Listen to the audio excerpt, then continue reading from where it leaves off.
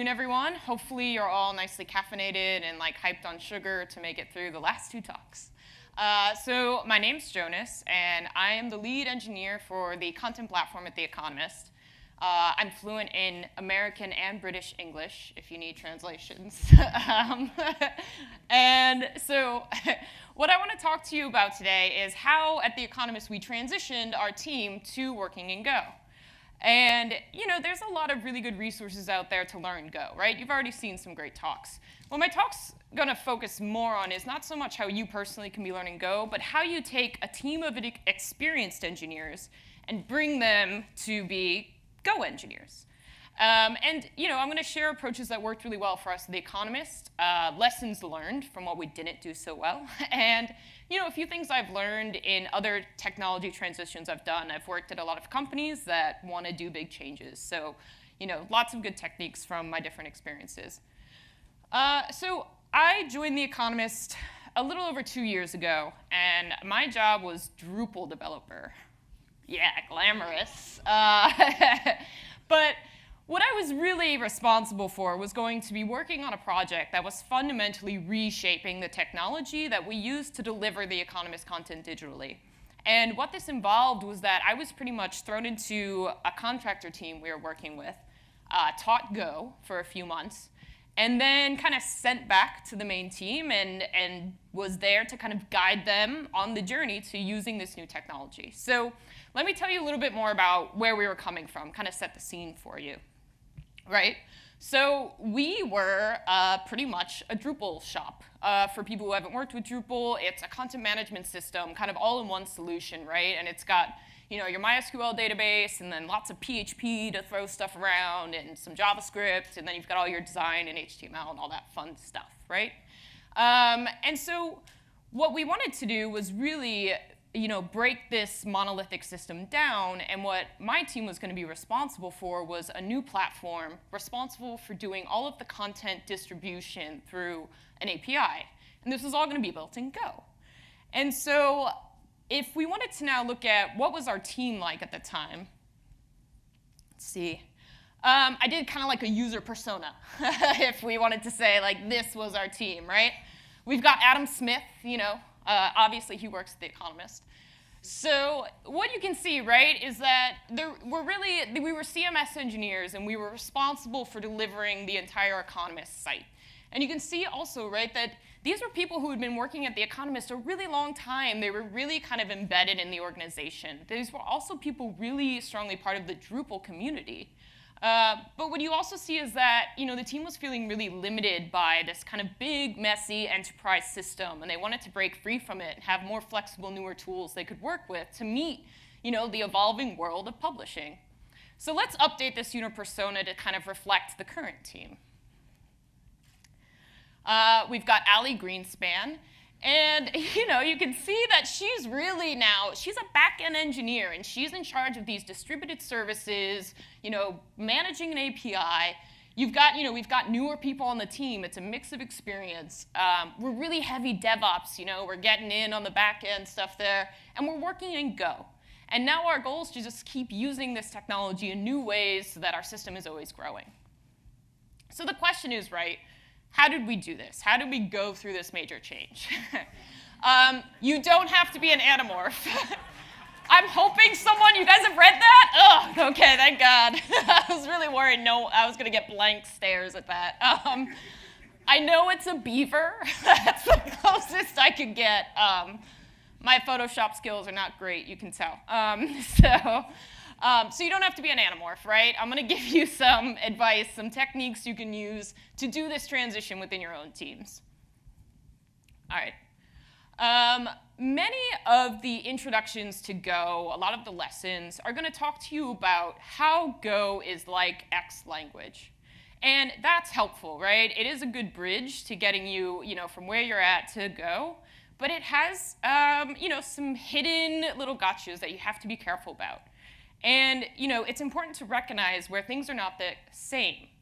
You have to look at your exchange rates. I apologize now. There are going to be a lot of bad economic terms thrown in here. Just trust me, they're really clever. So the differences between where you're coming from and Go will obviously depend on whatever kind of languages you're working in, but I just want to share a few examples for our team to kind of illustrate the point, right? So code organization. In the Drupal world, there's one way to do things, kind of, right? It's a very set way of organizing your code, and you have your modules here, and your custom modules here, and your theming is there, and like this example on the left is like a really small snippet of the massive sets of folders everywhere of like all of the code, right? And then we came to Go, and it was kind of like the wild, wild west. You could just do whatever you wanted. And so for us, that was a little scary at first. And we came from this very directory-driven world, and the minute you try to do that in Go, you realize, oh, no, that's not right? These are packages, and we're going to get weird dependency problems if we think in this nested folder way. And so that example on the right was actually the most complicated, like, most packaged thing I could find now, right? Go is much more flat, and that's good, but that's a big difference. It threw it off. It kind of threw us off when we first made a change. Another big change, right, is coming from a dynamic language to static. And I think that change sounds obvious, right? Of course, they're really different. But there's lots of ways that if you don't kind of appreciate that difference up front, it's going to catch you as you're trying to write code. Because, again, you have a lot of ways that you're familiar with doing things, and you're not going to be able to do them in a more statically typed language.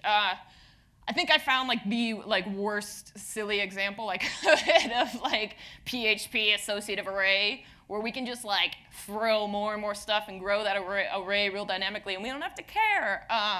Which of course, like in Go, the minute you try and like do an array, like no, that's wrong. You have to work with slices, and these things are important, but you want to recognize some of those differences up front. Otherwise, you're just going to get frustrated really quickly the minute you try and start writing the language. And so I think it's important, especially if you're doing this kind of dynamic to static, look at where static helps you out and the benefits and why the differences are beneficial. Otherwise, you might just be like, oh, why can't I do it this way? This feels frustrating.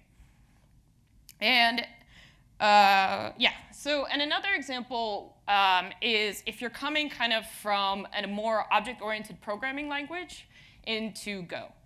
I think there's a lot of different things about you can kind of do OOP in Go and stuff, but you have to do it the Go way. And I think if you come from one of these languages, you might look at Go and you're like, oh, there's a struct and a method, and so okay, that's a class. I'll make a class, and then all of a sudden you're like, wait. I can't extend my class. How do I extend my class? And I think we stumbled with this a bit. I think we didn't quite understand the Go way to do things. And again, this is kind of an extreme example, but we work with a lot of content. It's a lot of structured data, and a lot of different data types. But ultimately, we do the same thing to them, and they have to get the same places.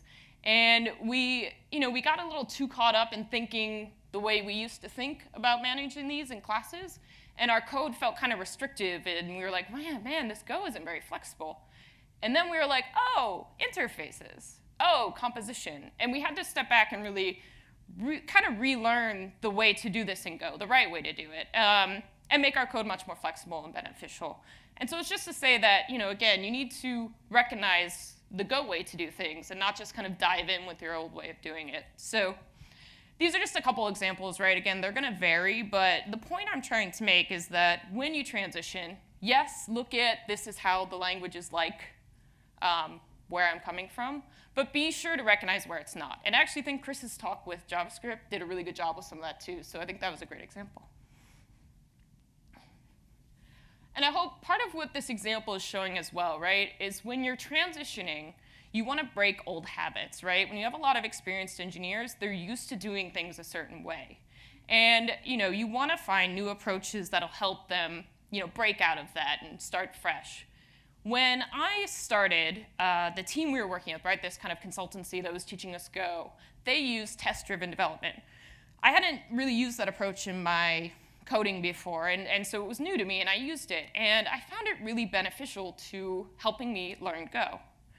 And just a quick, if you haven't worked with, done kind of the TDD approach before, it's essentially writing your test before you write your code. You start with requirements, you come up with a test case, and then you run enough code to pass your test, right?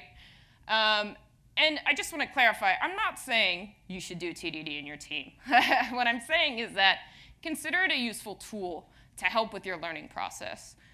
We did this a few ways in The Economist. For example, when I first kind of came back to the team, when we kind of pair programmed together, and I took them through that approach to get started. And I had them kind of submit some PRs that were just with a bunch of test cases, so we could kind of look at it from that perspective. And we still use it a bit when people first join.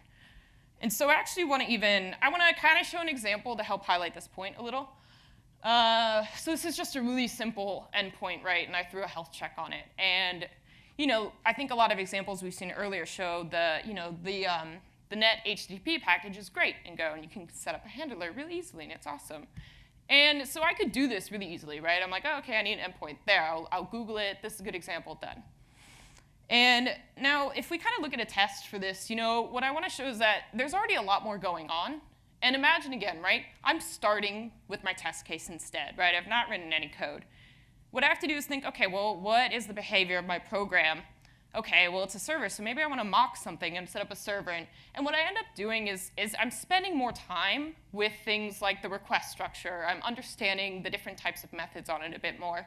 I'm setting up like a test server here. I'm using a defer statement, which is I first really worked with defer statements in writing test cases.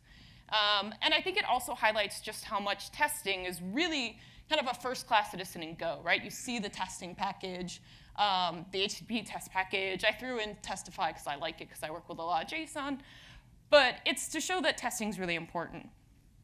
And so I think what this example is trying to highlight, right, is that transitioning an engineering team in Go really requires you to retool some of your thinking so that you can learn the Go way to do things. And TDD can serve almost as an abstraction layer to learning Go.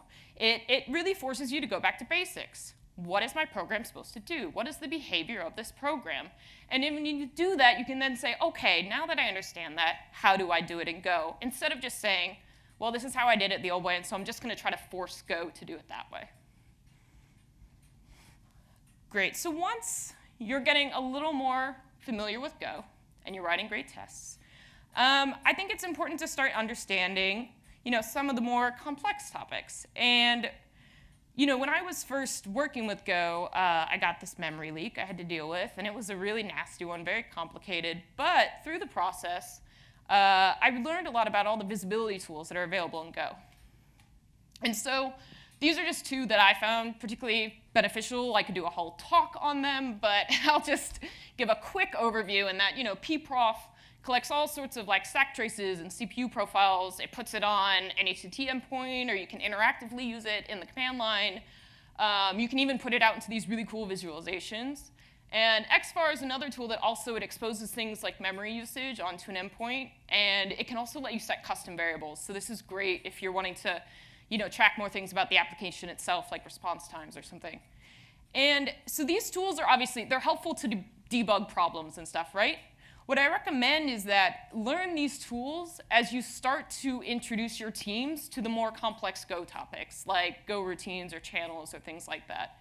Because when you start to use these, especially if you're coming from a language that maybe doesn't have these types of features, you're maybe not always going to know when the right time to use them is or why I should be using them when. And so when you have these tools, right, you can run something like pprof on your program, add a Go routine, and then run it again and see how it changes the behavior of your program. And so it really helps you see, oh, OK, this is what these, this is what a Go routine actually does, and this is when it's beneficial to use. And so I think it just helps you be smarter when using some of these more advanced features. So even with all of these really cool tools and the great learning that you're doing, you're going to get things wrong. It happens when your whole team is totally new at using a language. And to be realistic, right, it will potentially take a few months before the code that your team is writing is transitioned from mostly tech debt to really great, awesome, cool code you're proud of.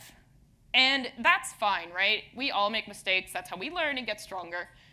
These are some of my favorites. I did, which was, Go routine happy, where you just thought you put everything in a Go routine and it'll go faster, and that's how it works. See my previous point. And, again, to an earlier point, oh, interfaces, we're using those very wrong. Let's do that better.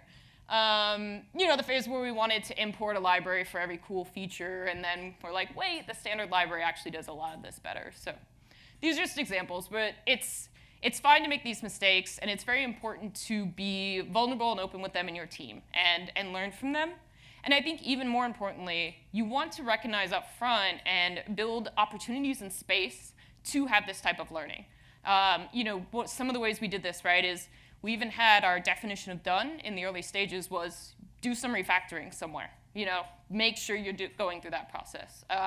We had ways of ensuring every sprint would have tech debt stories addressed. So you just want to be sure you're doing this early and often, because otherwise it's going to build up, and your team's going to just end up at a really frustrating point where your code feels really brittle and bad, and you spend a month refactoring, and no one wants to do that. So plan for this early.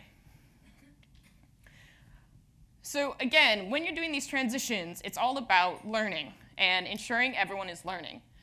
And so this is a time where you need to peer review really well. And I think we all like to be rock stars in our peer reviews all the time and send this really insightful feedback. But realistically, when you've been working with the same team and the same code base doing the same thing for a very long time, some of your code reviews look more like that. And that was me, so it's fine. But this is just a reminder that this is a critical time to review your standards around doing peer reviews. When you submit, be sure that you're really explaining the decisions you've made. Don't be afraid to highlight, I think this is the right way, but I'm not sure. And when you're leaving comments, reference GoDocs and different blogs and things to show this is why I think you should do it. And I think this is important, right, because it's where your team starts to have a dialogue about your code. This is where you start establishing your best practices as a team. And so you need to really be sure people are engaging in this actively and that every team member is really participating and contributing. And so, I mentioned PRs, right, because it's a way to learn. Wealth distribution, sharing the knowledge, is a really important part of doing this transition. It's very, very easy when your whole team's changing and there's so many new things to learn. You're going to have knowledge silos. It's so easy to have that happen, right? We really quickly had our Apple News expert, which was basically the templating expert.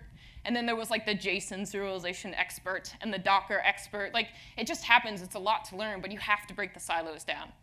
And there are lots and lots of ways to do this. And so, do whatever ones work for you. But things like pairing, we do a lot of try to do brown bag lunches and team demos. We had a cool one on varnish testing, if anyone wants to hear about that later. We did rotating on stories. Make sure people are picking up new stuff. I was probably a bad guy on the team a lot because I kept being don't pick up that story because you do every story related to that. And so, but it's good. They appreciate it later, I'm sure. Documentation. I know.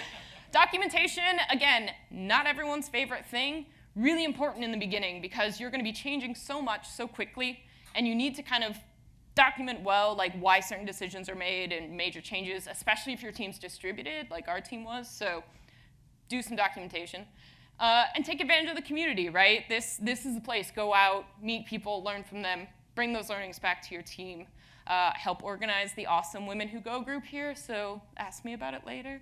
And so, so there's lots of ways, but essentially, right, it's just be very proactive in your teams to ensure that knowledge is getting shared and you're not ending up with experts, because we don't want experts on a team. There we go. So, learning a new language can be challenging, and shifting your entire team to a new language, a new hosting environment, a totally different deployment model, and really a whole new way of thinking of your entire system architecture is challenging. I can't even say it. Sorry. And so I enjoy this. I saw this in a talk somewhere else. I think it's the cycle of hype, right? When you get your new tech, everyone's really, really excited. And then you quickly crash as it gets hard.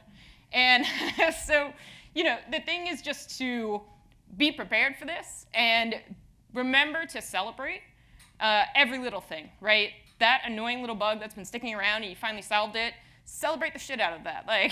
Really do it. And there's lots of little ways you do this, our front-end team has this goofy Effie Avenger bot or thing wherever, if you close the most points in a sprint, I think your face gets blown out and celebrated really big. We have a decimation Slack bot where you can proclaim decimation because you've destroyed something and it explodes and there's lots of joy and celebration. And so the point is that every little bit is progress, and that progress is so important because when you get to that trial of disillusionment, right, you need to remember those little bits of progress and where you started and how far you've come so you can kind of pull out into the enlightenment, right?